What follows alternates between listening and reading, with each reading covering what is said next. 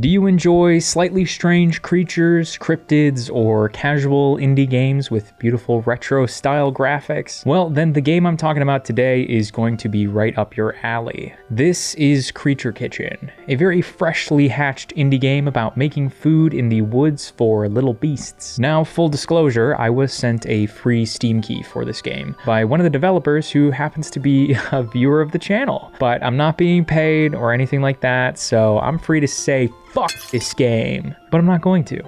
Because I honestly really enjoyed the experience, and it seems like something a lot of other people will like too. The game describes itself as a creepy, cozy cooking simulator, where you befriend local wildlife and feed them their favorite snacks. Throughout the game, you'll encounter different creatures, both familiar animals and things on the more fantastic side. The creatures want different things, and in your kitchen, you're gonna prep them a variety of food from ingredients and recipes that you discover around this secluded cabin in the woods. I'm gonna talk about the game in depth, so if you don't want me to rob you of the joy of discovery, get the heck out of here. But for those of you who want to stick around, come on, pull up a camp chair, roast a s'more, and look out for the mosquitoes. The first thing I wondered when approaching this game was what the line between creepy and cozy was going to be. Horror is probably the most prolific genre when it comes to indie games, and I'm happy to say this isn't just a bah, scared you kind of experience. Creature Kitchen definitely leans heavier on the cozy side, with the creepy elements being mostly moments of sound design, as well as the setting, the darkness of the woods, and at times the strange behavior of the world around you. They're more unsettling than outright scary. There's really only one point that I was actually startled, which was when one of the creatures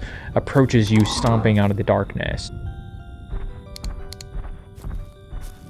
The atmosphere here is fantastic. I think probably the greatest strength of this experience is the world it creates through the overall visual direction. The whole game has a sort of chunky PS1 era quality to it, with blocky models and pixelated textures that's very popular in a lot of indie games these days. And for good reason. As a developer, it's way easier to do something in this style than to try and chase hyper-realism. And honestly, I think like 9 times out of 10, this is going to look a lot better. It also helps distinguish you from shovelware titles that look like they're all reusing the same assets. That being said, I also appreciate that there's more here than just a retro style of graphics. It's not simply about crunchy image quality and low polygon count. The use of color in each room helps to make every location feel distinct, which is great when ultimately the space you inhabit isn't that large. The kitchen has a dominant green-yellow hue to it, which is kind of reminiscent of how a lot of horror movies look, but it's softened by this floral wallpaper and the string lights with a warmer tone of orange. The bedroom uses a dominant purple with pink and brown accents, and it's all contrasted by yellow light,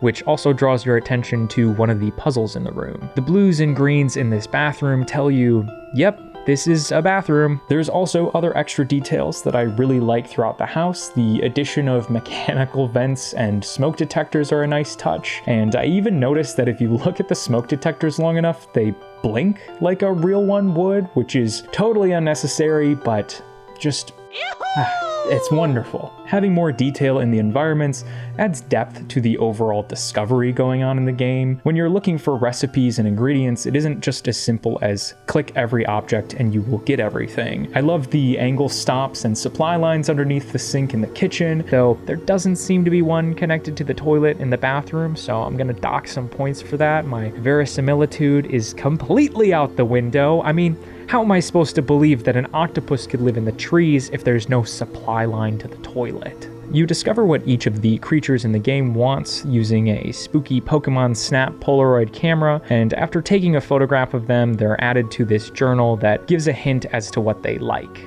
I like how diverse this cast is. You start out interacting with real animals, the raccoon and non-binary rats, and this dog that kind of has the rake quality to it. You then get more cryptid creatures like your Bigfoots and the aforementioned PNW icon, the Pacific Northwest tree octopus. My favorite, hands down, is Pants, a Fresno nightcrawler-ass little guy who just wants to chill at your table and wait for you to unlock his favorite food. Feeding these guys enough dishes that they want will give you keys to unlock new rooms and areas so you can get more ingredients and recipes while you piece together the story taking place here. Also, when you unlock a room room, it does this animation, which feels very Luigi's Mansion-esque, and I like that it makes it feel like more of an accomplishment. You're not simply just progressing, it feels almost like a little celebration every time you get to see this. There are a few puzzles here and there, but they're not too complicated. It mostly consists of finding a code and interpreting it to figure out the order to click something in. In total, there are 43 different recipes, and you can make a pretty wide variety of different kinds of dishes by combining all of these ingredients. Some of them you will have to chop, mix, or fry before you can add them into the ethereal oven. All three of these things involve moving your mouse in the right sort of way, with frying being the only one where you can actually fail by sending something sailing out of the pan. It feels a little like Arctic eggs, but thankfully not nearly as challenging, as this is a chill experience at the end of the day. I do wish the other two were a little bit more engaging though. Maybe the chopping could have some sort of mechanic to speed up if you perform an action correctly or hit things on a rhythm. Something that would maybe reward you for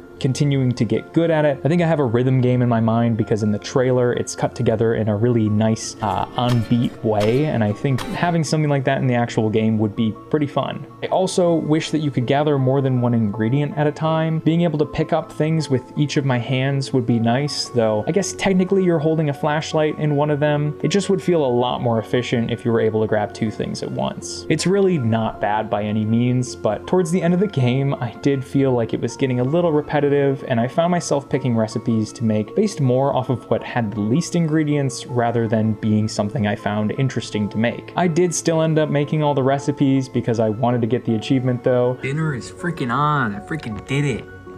Eat up, suckers.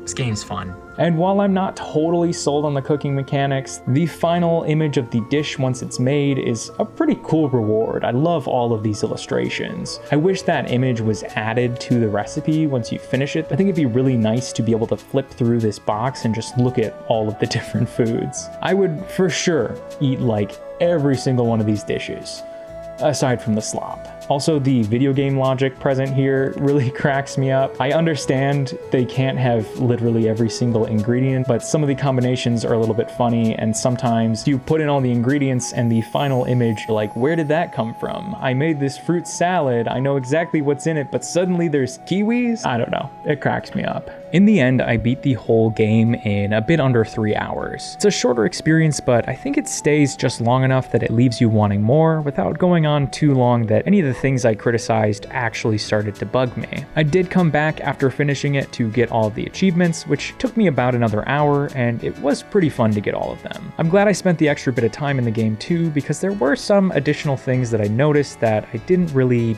pick up on my first playthrough. What I think really elevates this game to the point where I wanted to talk about it today is all of the extra little detail and care that went into making it. Adding little things like the bugs flying around the light, that blink on the smoke detector, and all of the little details and complexities in the sound design, such as the hum of the fridge, the tick of the clock, that creak of that front porch chair. All of it builds out this depth that really helps you settle into the experience. And then getting settled in, it helps sell all these moments later on, like when you hear a knock on the door for the first time. You get immersed into this world and really start to buy into all of it. I'm also glad I was capturing most of my playthrough because there were a few things that were so quick and brief I almost missed them. Seeing a shooting star in the night sky at one point was fantastic, and I was also looking back at the house and I swore I saw a face in the window, but it was gone in just a blink. I like registered it, but then I was like, maybe I'm seeing things, maybe I'm crazy. And you know what? I'm not crazy. I'm sure this is a game that I will return to at some point in the future, and I don't think I'm alone in that fact. I've seen someone has been speedrunning the game already and doing it enough times to where they found an exploit that's really kind of a game changer. It shaves down the overall time so much. I would be tempted to try it, but I think this person's got me beat. The dev team behind this game seems really creative and clearly put a lot of effort into this game, so I can't wait to see what they work on next. But for now, I'm just gonna sit here and enjoy some time with my new pals. And if you end up playing the game yourself, let me know. I hope you enjoy it, and I hope you found this interesting. So hope you have a good one, and good luck getting out of these spooky woods. All right, take care.